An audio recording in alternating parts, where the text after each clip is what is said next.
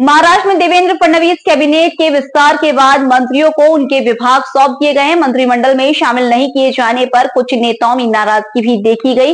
इस beach राज्य के उप मुख्यमंत्री अजीत पवार ने कहा कि कुछ लोग नाखुश है। एनसीपी प्रमुख अजीत पवार ने कहा, राज्य मंत्रिपरिषद में मंत्रियों की अधिक संख्या और उनमें से प्रत्येक को विभाग आवंटित करने की सीमा को स्वीकार करते हुए रविवार को कहा कि कुछ सदस्य स्वाभाविक रूप से खुश नहीं हैं। अजीत पवार ने अपने निर्वाचन क्षेत्र बारामती में एक रोड शो का नेतृत्व किया और अभिनंदन कार्यक्रमों में भाग लिया।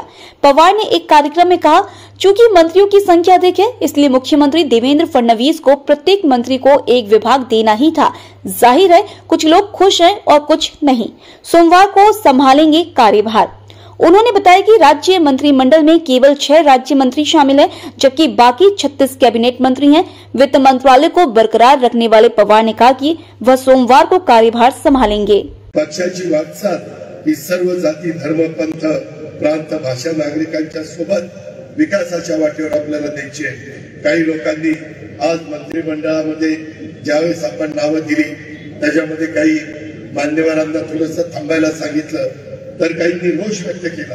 वास्तविक कधी काही नवीन लोकांना पण संधी द्यावी लागते, कधी काही थोडंसं जुन्यांना पण इथं संधी न देता केंद्रामध्ये कशी संधी देता येईल याबद्दल देखील आपण त्या ठिकाणी विचार केलेला आहे। ज्यांना योग्य पद्धतीचा मान सन्मान दिला गेला पाहिजे तो देण्याच्या करता अजित पवार कुठं तसुभर देखील कमी पडणार नाही।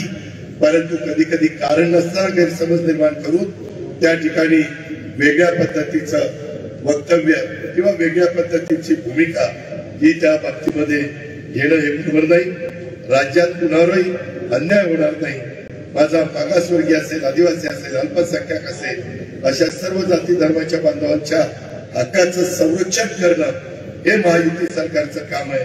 महिलांना देखील माझ्या समाजामध्ये मान सन्मान, आदर, संरक्षण, सुरक्षितता मिळेल हे सर्व करण्यात हे महायुतीचं सरकार मधला पक्ष म्हणून राष्ट्रवादी काँग्रेस पक्ष हा सर्वात पुढे असेल असा विश्वास देखील मी आजच्या या माझ्या आभाराच्या सभेच्या निमित्तानं आपल्या सगळ्यांना देतो। एकंदरीतच वेगवेगळ्या आमदारांच्या मतदारसंघामध्ये रखडलेली विकासाची कामं मार्गी लावणं आणि त्याच्यातून पक्षाचाही राज्यामध्ये विस्तार करणं आणि त्याच्यातून राज्याचं हित जपणं अशा अनेक गोष्टी समोर ठेवून आपण आपली पुढची वाटचाल करणार आहोत। राहिला प्रश्न विचारसरणीचा, आपण सर्वजण विचारांच्यावर ठाम आहोत। राष्ट्रवादी काँग्रेस पक्षाने विचारांशी कधी तडजोड होणार नाही।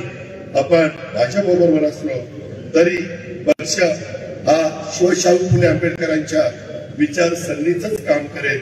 तुम्हा सर्वांच्या साक्षीनं मी आज या सभेच्या निमित्तानं माझ्या महाराष्ट्रातल्या जनतेला देखील मी विश्वास देतो, शब्द देतो की विद्यमान सरकारमध्ये काम करत असताना आम्ही ध्येय धोरणांशी, विचारांशी, पक्षहिताशी, महाराष्ट्र राज्याच्या हिताशी कुठल्याही प्रकारची प्रतारणा करणार नाही ही देखील खात्री मी आपल्याला सगळ्यांना